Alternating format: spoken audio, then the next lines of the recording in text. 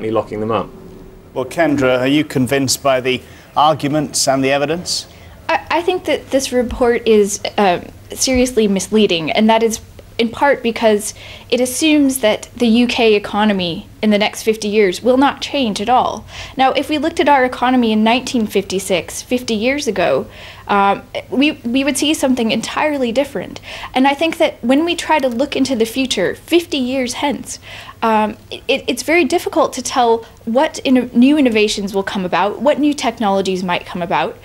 And the second reason I think this report is misleading is because it doesn't look at the impacts of the regulations that it proposes. The effects of these regulations would be regressive. They would fall disproportionately on the poor of this country and would do very little to change the overall carbon emissions of the global economy, most of which will be coming from developing economies like China and India. The UK's cuts in emissions proposed by this report would simply be a drop in the bucket. So if we are really concerned about the potential impacts of climate change now and in the future, we need to undertake policies that are that lead us to have sustainable development both today and tomorrow.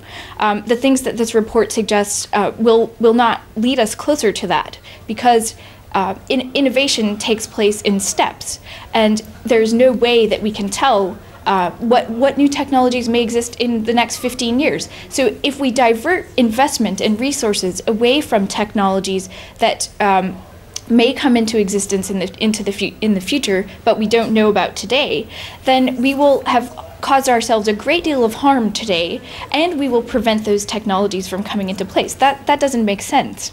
Okay, we're going